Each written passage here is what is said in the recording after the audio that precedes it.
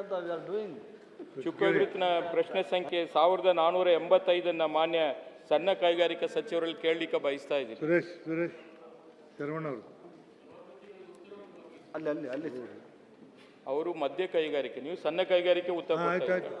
Okay sir, ನಾನು minister ಅಲ್ಲ. ಸಭಾಪತಿಗಳೇ ನೋಡಿ, ಉತ್ತರವನ್ನು ಕೊಟ್ಟಿದ್ದಾರೆ.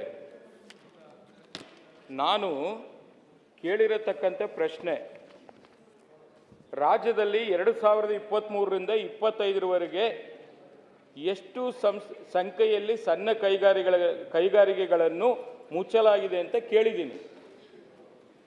ತಮಗೂ ಗೊತ್ತಿದೆ, ತಮ್ಮ ಹುಬ್ಳಿ ಭಾಗದಲ್ಲಿ ಇತ್ತೀಚಿನ ದಿನಗಳಲ್ಲಿ ಯುವಕರು ಬೀದಿಗಿಳಿದು ಪ್ರತಿಭಟನೆ ಮಾಡಿರತಕ್ಕಂಥ ಘಟನೆಯನ್ನು ಕೂಡ ತಾವು ನೋಡಿರ್ತೀರ ಅಂತ ಹೇಳಿ ನಾನು ಭಾವಿಸ್ತಾ ಇದ್ದೀನಿ.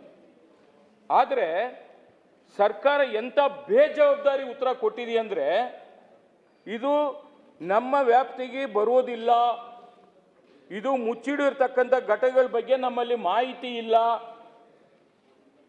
ಈ ವ್ಯವಸ್ಥೆ ಇಲ್ಲ ಅಂದ್ರೆ ಸಣ್ಣ ಕೈಗಾರಿಕೆ ಇಲಾಖೆ ಯಾಕೆ ಬೇಕು ರಾಜ್ಯದಲ್ಲಿ? ಸಣ್ಣ ಕೈಗಾರಿಕೆ ನಿಗಮದ ಅಭಿವೃದ್ಧಿ ನಿಗಮ ಯಾಕೆ ಬೇಕು? ಅದಕ್ಕೆ ಉತ್ತರ ಕೊಡಬೇಕಲ್ಲ. ಕೇಳಿದ್ರೆ ಮತ್ತೊಂದು ಪ್ರಶ್ನೆಗೆ ಉತ್ತರ ಕೊಡ್ತಾರೆ, RBI ಗೈಡ್ಲೈನ್ಸ್ ಅಂತೆ. RBI ಗೈಡ್ಲೈನ್ಸ್ ಹೇಳಕ್ಕೆ ನೀವು ಬೇಕೇನ್ರಿ? ರಾಜ್ಯ ಸರ್ಕಾರ ಇರೋದು ಏನಕ್ಕೆ? ಈ ಇಲಾಖೆ ಇರೋದು ಏನಕ್ಕೆ? ಅದಕ್ಕೆ ಉತ್ತರ ಕೊಡ್ಬೇಕಲ್ವಾ? ಇವತ್ತು ನೋಡಿ, ಸರ್ಕಾರದಿಂದ ನೀವು ನೇಮಕಾತಿಯನ್ನ ಮಾಡಕ್ಕಾಗ್ತಾ ಇಲ್ಲ. ಉದ್ಯೋಗಗಳನ್ನ ಸೃಷ್ಟಿ ಮಾಡೋರು ಯಾರು? ಸಣ್ಣ ಕೈಗಾರಿಕೆಗಳು. ಇವತ್ತು ಒಬ್ಬ ಯುವಕ ಅವನ ಬದುಕನ್ನ ಕಟ್ಕೋಬೇಕಂದ್ರೆ, ನೆಮ್ಮದಿ ಜೀವನ ಮಾಡಬೇಕಂದ್ರೆ, ಅವನ ವೃತ್ತಿ ಜೀವನ ಹೋಗಬೇಕಾಗಿದ್ರೆ ಅವನಿಗೊಂದು ಉದ್ಯೋಗ ಕೊಡಬೇಕು. ಅದಕ್ಕೆ ಸರ್ಕಾರ ಅಟ್ಲೀಸ್ಟ್ ಎಷ್ಟು ಸಣ್ಣ ಕೈಗಾರಿಕೆಗಳು ರಾಜ್ಯದಲ್ಲಿದೆ, ಯಾವುದಾವುದು ಮುಚ್ಚೋಗಿದೆ, ಯಾವುದಾವುದು ಜೀವಂತವಾಗಿದೆ, ಯಾವುದು ಪುನರ್ಚೇತನ ಆಗಬೇಕಾಗಿದೆ, ಸರ್ಕಾರದಿಂದ ಏನು ನೀವು ಸಹಕಾರ ಕೊಡ್ತಾ ಇದ್ದೀರಿ, ಯಾವುದು ಕೇಳಿದ್ರೂ ಮಾಹಿತಿ ಇಲ್ಲ. ಕೇಂದ್ರ ಸರ್ಕಾರದಲ್ಲಿ ತೋರಿಸ್ತಾ ಇದ್ದಾರೆ. ಮತ್ತೆ ರಾಜ್ಯದಲ್ಲಿ ಆಗಬೇಕು ಈ ಘಟಕ. ತಾವು ಹೇಳಬೇಕು, ಸಭಾಪತಿಗಳೇ, ನನ್ನ ರಕ್ಷಣೆಗೆ ಬರಬೇಕು. ಈ ಪ್ರಶ್ನೆಗೆ ಯಾವುದು ಸರಿಯಾದ ಉತ್ತರ ಕೊಟ್ಟಿಲ್ಲ. ಸನ್ಮಾನ್ಯ ಸಭಾಪತಿಗಳೇ, MSME ಉದ್ಯೋಗಗಳನ್ನು ಸೃಷ್ಟಿ ಮಾಡ್ತಕ್ಕಂಥ ಜವಾಬ್ದಾರಿ ಸಂಪೂರ್ಣ ಕೇಂದ್ರ ಸರ್ಕಾರ ಮತ್ತು ಈಸ್ ಆಫ್ ಡೂಯಿಂಗ್ ಬಿಸ್ನೆಸ್ನಲ್ಲಿ ರಾಜ್ಯ ಸರ್ಕಾರದ ಪಾತ್ರದಲ್ಲಿ ಬಹಳ ಕನಿಷ್ಠ. ಫೆಸಿಲಿಟೇಟ್ ಮಾಡ್ತಕ್ಕಂಥದ್ದು, ಈಗ KIDBದವರು ಒಂದು ಇಂಡಸ್ಟ್ರಿಯಲ್ ಲೇಔಟ್ ಮಾಡಿದರೆ ಸಣ್ಣ ಮತ್ತು ಮಧ್ಯಮ ಕೈಗಾರಿಕೆಗಳಿಗೆ, ಗುಡಿ ಕೈಗಾರಿಕೆಗಳಿಗೆ ಸ್ವಲ್ಪ ಫೆಸಿಲಿಟೇಟ್ ಮಾಡಿಕೊಡ್ತಕ್ಕಂಥ ಕೆಲಸ ರಾಜ್ಯ ಸರ್ಕಾರದ್ದು. ಆ ಕೆಲಸ ಸರ್ಕಾರ ನಿರಂತರವಾಗಿ ಮಾಡ್ತಾ ಇದೆ. ನಾನು ನಿಮಗೆ ಒಂದು ವಿಚಾರ ಏನು ನಿಮ್ಮ ಗಮನಕ್ಕೆ ನಾನು ತರ್ತಾ ಇದ್ದೀನಿ ಅಂದರೆ, ಉದ್ಯಮ ತಂತ್ರಾಂಶದಲ್ಲಿ ಕೇಂದ್ರ ಸರ್ಕಾರ ಪೋರ್ಟಲ್ದಲ್ಲಿ ಎನ್ರೋಲ್ಮೆಂಟ್ ಆದರೆ ಸಾಕು, ನಾವು ಪರ್ಮಿಷನ್ ಕೊಡಬೇಕು, ಅವರು ಉದ್ಯೋಗ ಸೃಷ್ಟಿ ಮಾಡಬೇಕು. ಮತ್ತು ಇದರಲ್ಲಿ ನಿಮಗೆ ಮಾಹಿತಿ ಬೇಕಾದರೆ ನಾನು ಕೊಡ್ತೀನಿ. ಯಾಕಂದರೆ ಇದರಲ್ಲಿ ಭಾಳೇನು ದೊಡ್ಡ ಉದ್ಯೋಗ ಸೃಷ್ಟಿ ಆಗ್ತಕ್ಕಂಥದ್ದಲ್ಲ. ಗುಡಿ ಕೈಗಾರಿಕೆಗಳು ಸಣ್ಣ ಸಣ್ಣ ಜಿಲ್ಲೆಯಲ್ಲಿ ಇರಲಿ, ತಾಲೂಕಾ ಮಟ್ಟದಲ್ಲಿ ನಡಿಬೇಕಂತಕ್ಕಂಥ ಉದ್ದೇಶದಿಂದ ಇಲಾಖೆ ಕೇಂದ್ರ ಸರ್ಕಾರ ಜೊತೆಗೆ ಸಹಯೋಗ ಮಾಡಿ ಈ ಇಲಾಖೆಯನ್ನು ನಿರ್ವಹಿಸ್ತಾ ಇದೆ. 2 ಕೋಟಿ ಭಾಳ ಆದರೆ 40 ಲಕ್ಷ ಉದ್ಯೋಗ ಸೃಷ್ಟಿಯಾಗಿದ್ದಾವೆ. ಮತ್ತು ಇದರಿಂದ ರಾಜ್ಯ ಸರ್ಕಾರದಿಂದ ಅವ್ರಿಗೆ ಏನೇನು ಫೆಸಿಲಿಟಿ ಕೊಡಬೇಕು ಭಾಳ ಆದರೆ ಅದನ್ನೆಲ್ಲ ನಾವು ಕೊಟ್ಟೇ ಇರ್ತೀವಿ. ಆದರೆ ಮೇನ್ ಇದನ್ನು ನಿರ್ವಹಿಸ್ತಕ್ಕಂಥವ್ರು ಕೇಂದ್ರ ಸರ್ಕಾರದವರು. ಕೇಂದ್ರ ಸರ್ಕಾರದಲ್ಲಿ ಈ ಇಲಾಖೆಯಲ್ಲಿ ಅನುಮತಿ ಕೊಡ್ತಕ್ಕಂಥದ್ದು ಅವರೇ ನಿರ್ವಹಣೆ ಮಾಡ್ತಾರೆ, ಮುಚ್ಚಿರ್ತಕ್ಕಂಥದ್ದು ಕೂಡ ಅವರೇ ನಿರ್ವಹಣೆ ಮಾಡ್ತಾರೆ. ಮತ್ತು ಅದರಲ್ಲಿ ಏನಾದರೂ ಕೈಗಾರಿಕೆಗಳಿಗೆ ಮುಚ್ಚಲ್ಪಟ್ಟಿರ್ತಕ್ಕಂಥ ವಿಚಾರ ಏನಿದೆ ಅದಕ್ಕೆ ಸವಿಸ್ತಾರವಾಗಿ ಉತ್ತರ ಕೊಟ್ಟಿದ್ದೀವಿ. ಅವರಲ್ಲಿ ಜಾಗತಿಕ ಮಟ್ಟದಲ್ಲಿ ಏನಾದರೂ ಸ್ಪರ್ಧಾತ್ಮಕ ಪೈಪೋಟಿ ಆದರೆ ಕೆಲವು ಉದ್ಯೋಗಗಳು ಮುಚ್ಚಿರ್ತವೆ, ಅದು ಕೂಡ ಮಾಹಿತಿ ಅವರಲ್ಲೇ ಇರ್ತದೆ. ಬಂಡವಾಳದ ಕೊರತೆಯಿಂದ ಕೂಡ ಮುಚ್ಚಿರ್ತವೆ, ಆ ಉತ್ತರನೂ ಅವ್ರ ಬಲ್ಲೇ ಇರ್ತದೆ. ಕಚ್ಚಾ ವಸ್ತು ಬೇಡಿಕೆ ಇರದೇ ಇರತಕ್ಕಂಥ ಸಂದರ್ಭದಲ್ಲಿ ಕೂಡ ಕೆಲವು ಉದ್ಯಮಿಗಳು ಮುಚ್ಚಿರ್ತವೆ. ಅದ್ರ ಬಗ್ಗೆನೂ ಸಂಪೂರ್ಣ ಮಾಹಿತಿ ನಾನು ಕೊಟ್ಟಿದ್ದೀನಿ ತಮಗೆ. ಮತ್ತು ಇನ್ನೊಂದು, ಇದು ಮಿನಿಸ್ಟ್ರಿ ಆಫ್ MSME ಏನಾಗತ್ತೆ, ಜಿತಿನ್ ರಾಮ್ಜಿ ಮಂತ್ರಿಗಳು ಕೇಂದ್ರ ಸರ್ಕಾರದ್ದು. ಹೇಗೆ ಇವತ್ತು ನಿಮ್ಮ ಕುಮಾರಸ್ವಾಮಿ ಅವರು ಮೇಜರ್ ಆ್ಯಂಡ್ ಮೀಡಿಯಮ್ ಇಂಡಸ್ಟ್ರಿ ಬರ್ತಾರೆ, ಸ್ಮಾಲ್ ಸ್ಕೇಲ್ ಇಂಡಸ್ಟ್ರಿಗೆ ಅವ್ರು ಬರ್ತಾರೆ.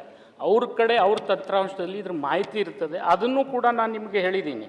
RBI ಗೈಡ್ಲೈನ್ಸ್ ಪ್ರಕಾರ ಇವರಿಗೆ ಸಾಲ ಮತ್ತು ಇಂಟ್ರೆಸ್ಟ್ ಸಬ್ವೆನ್ಷನ್ ಕೊಡ್ತಕ್ಕಂಥದ್ದು ಅವ್ರ ಗೈಡ್ಲೈನ್ಸ್ ಪ್ರಕಾರ ಆಗ್ತಾ ಇರೋದ್ರಿಂದ ಅವ್ರು ಏನೇನು ಸಹಕಾರ ಅವ್ರು ಬೇಡಿರ್ತಾರೆ ಅದನ್ನೆಲ್ಲ ಅವರೇ ಕೊಟ್ಟಿರ್ತಾರೆ. ಆ ದೃಷ್ಟಿಯಿಂದ ನಾವು ಬರೀ ರಾಜ್ಯ ಸರ್ಕಾರದ ಫೆಸಿಲಿಟೇಟ್ ಮಾಡ್ತಕ್ಕಂಥ ಉದ್ಯೋಗ ಮಾತ್ರ ಇರ್ತದೆ ಸಭಾಪತಿಗಳು, ಬೇರೆ ಏನು ಕೆಲಸ ಇರೋದಿಲ್ಲ. ಬೇಕಾದ್ರೆ ಆ ಮಾಹಿತಿ ಕೂಡ ನಾನು ತರಿಸ್ಕೊಟ್ಟಿದ್ದೀನಿ. ಅಲ್ಲ ನೀವು ಬಹಳ ಜಾಣ್ತನದಿಂದ ಉತ್ತರ ಕೊಡ್ತಾ ಇದ್ದೀರಿ. ಜಾಣ್ತನ ಏನಿಲ್ಲ. ಅಲ್ಲಲ್ಲ, ನನಗೆ ಗೊತ್ತಿದೆ ಅವರು ಕೇಂದ್ರದಲ್ಲಿ ಮಂತ್ರಿ ಇದ್ದಾರೆ ಅನ್ನೋದು ನಮಗೆ ಗೊತ್ತಿಲ್ವಾ? ನಾವು ಕೇಳ್ತಾ ಇರೋದು ರಾಜ್ಯ ಸರ್ಕಾರದ ಜವಾಬ್ದಾರಿ ಏನು?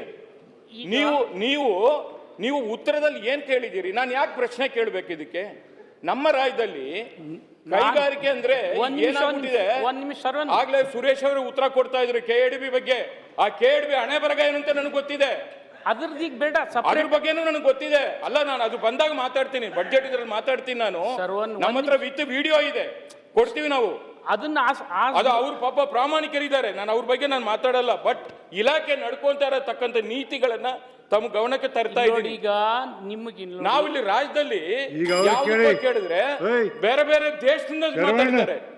ಕೇಳಪ್ಪ, ಈಗ ಒಂದ್ ನಿಮಿಷ ನನ್ನ ಉತ್ತರದಿಂದ ತಮಗೆ ಸಮಾಧಾನ ಇರದೇ ಇದ್ರೆ ಅರ್ಧ ಗಂಟೆಗೆ ಚರ್ಚೆ ಹಾಕೊಳ್ಳಿ, ನಾನು ಸಂಪೂರ್ಣ ಮಾಹಿತಿ ನಿಮ್ಗೆ ಕೊಡ್ತೀನಿ.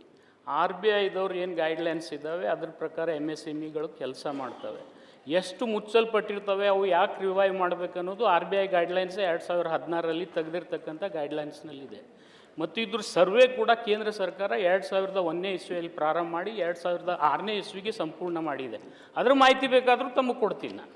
ಆಯ್ತು, ಈಗ ಪುನರ್ಚೇತನ ಆಗ್ಬೇಕು, ಅಂತದಕ್ಕೆಲ್ಲ ಏನ್ ಮಾಡ್ತೀರಾ ಅಂತ ಕೇಳಿದೀವಿ. ಅದು ನಾವು ಏನು ಮಾಡಕ್ಕೆ ಬರೋದಿಲ್ಲ ಅಂತ ಹೇಳ್ಬಿಟ್ಟಿದೀವಿ. ಈಗಿರ್ತಕ್ಕಂಥ ಕಾನೂನಿನಡಿ ಹಿಂದಿನ ಯಾವುದೇ ಮಂತ್ರಿಗಳು ಮಾಡಿಲ್ಲ ಪುನಶ್ಚೇತನ. ತಮ್ಮ ಮಾಹಿತಿ ಮೇರೆಗೆ ನಾನೇನು ಹೇಳ್ತೀನಿ, ನೀವು ಇದನ್ನು ಇನ್ಸಿಸ್ಟ್ ಮಾಡಿದರೆ ಕೇಂದ್ರ ರಾಜ್ಯ ಸರ್ಕಾರಗಳ ಒಂದು ಮೀಟಿಂಗ್ ಕರೆದು ಪುನಶ್ಚೇತನಕ್ಕೆ ಏನಾದರೂ ಒಂದು ವಾಯಬಲ್ ಪ್ರೋಗ್ರಾಮ್ ಮಾಡಬೇಕಾದ್ರೆ ನಾನು ಅದನ್ನು ಮಂತ್ರಿಗಳಿಗೆ ಮನವರಿಕೆ ಮಾಡಿಕೊಡ್ತೀನಿ. ಕೇಂದ್ರ ಸರ್ಕಾರ ಜೊತೆ ಸಹಯೋಗದಿಂದ ಅದನ್ನು ಪುನಶ್ಚೇತನ ಮಾಡತಕ್ಕಂಥ ಕಾರ್ಯಕ್ರಮ ಅದನ್ನು ಮೊದಲನೇದಾಗಿ ಫೈಂಡ್ ಔಟ್ ಮಾಡಿ. ಅಲ್ಲಲ್ಲ, ತಮಗೆ ಹೇಳೋದು ನಾನು ರಾಜ್ಯದಲ್ಲಿ ಆದ್ರೆ ಈಗಿರ್ತಕ್ಕಂಥ ವ್ಯಾಪ್ತಿನಲ್ಲಿ ಎಷ್ಟು ಅಧಿಕಾರ ರಾಜ್ಯ ಸರ್ಕಾರಕ್ಕೆ ಅದನ್ನು ಸಂಪೂರ್ಣ ನಾವು ಉಪಯೋಗ ಮಾಡಿ ಕೆಲಸ ನಿರ್ವಹಿಸ್ತಾ ಇದ್ದೀವಿ. ಈಗ ನೀವು ಹೇಳಿರ್ತಕ್ಕಂಥದ್ದು ಗುಡಿ ಕೈಗಾರಿಕೆಗಳಿಗೆ ಮುಚ್ಚೋದ್ರೆ ರಿವೈವ್ ಮಾಡ್ತಕ್ಕಂಥದ್ದು ಒಂದು ಆಗ್ಬೇಕಂತಕ್ಕಂಥ ತಮ್ಮ ಅಭಿಲಾಷೆ, ನನ್ನ ಅಭಿಲಾಷೆ ಕೂಡ ಅದೇ. ಆದರೆ ಅದನ್ನು ಕೇಂದ್ರ ಮತ್ತು ರಾಜ್ಯ ಸರ್ಕಾರಗಳು ಸಹಯೋಗದಿಂದ ಪ್ರಾರಂಭ ಮಾಡಬೇಕು. ಆ ದೃಷ್ಟಿಯಲ್ಲಿ ಮಾನ್ಯ ಮಂತ್ರಿಗಳಿಗೆ ನಾನು ಬೇಕಾದರೆ ಸವಿಸ್ತರವಾದಂಥ ಉತ್ತರ ನಾಳೆ ನಾಡ್ದವ್ರು ಬರ್ತಾರೆ, ನಾನು ಅವರಲ್ಲಿ ವಿನಂತಿ ಮಾಡ್ತೀನಿ ಕೇಂದ್ರ ಸರ್ಕಾರ ಜೊತೆ ಸಹಯೋಗದಿಂದ. ಯಾಕಂದರೆ 60% ಉದ್ಯೋಗ ಇಂಡಸ್ಟ್ರಿನೇ ಮುಚ್ಚೋಗಿದಾವೆ ಅಂತಕ್ಕಂಥ ಮಾಹಿತಿ ಕೇಂದ್ರ ಸರ್ಕಾರ ಕೊಟ್ಟಿದೆ. ಅದ್ರ ಕಾಪಿನೂ ಕೊಡ್ತೀನಿ ನಿಮ್ಗೆ ಬೇಕಾದರೆ. ಅಲ್ಲ, 2001ರಿಂದ 6ರಲ್ಲಿ ಸರ್ವೆ ಮಾಡಿರ್ತಕ್ಕಂಥ ಅವ್ರ ಮಾಹಿತಿನೇ ನೋಡಿ. ಕೃಷಿಯನ್ನ ನಂಬಿರತಕ್ಕಂಥವ್ರು ಒಂದ್ ನಿಮಿಷ, ಇದು ಸಣ್ಣ ಉದ್ಯೋಗ ಅಂತ ತಿಳ್ಕೊಬೇಡಿ. ಆಗ್ಲೇ ಹೇಳಿದ್ರಿ ನೀವು, ಇದು ಸಣ್ಣ ಉದ್ಯೋಗ ಏನು ಪರಿಣಾಮ ಬೀರಲ್ಲ ಅಂತ ಹೇಳಿದ್ರಿ.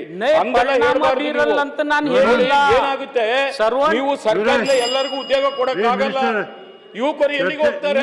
ಮಾತಾಡಿದ್ರೆ ನಾನು ಉತ್ತರ ಏನು ಕೊಡಬೇಕು? ಅದಕ್ಕೆ ಏನ್ ಬೇಕಾದ್ರೆ ಸರಿಯಾಗಿ ರೀತಿಯಲ್ಲಿ ಪರಿಶೀಲನೆ ಮಾಡಿ ರಾಜ್ಯದಲ್ಲಿ ಕೈಗಾರಿಕೆಗಳಿಗೆ ನ್ಯಾಯ ಕೊಡಿಸಿ. ಅವಕಾಶಕ್ಕೆ ಧನ್ಯವಾದಗಳು ಸಭಾಪತಿಗಳೇ. ನನ್ನ ಪ್ರಶ್ನೆಯನ್ನ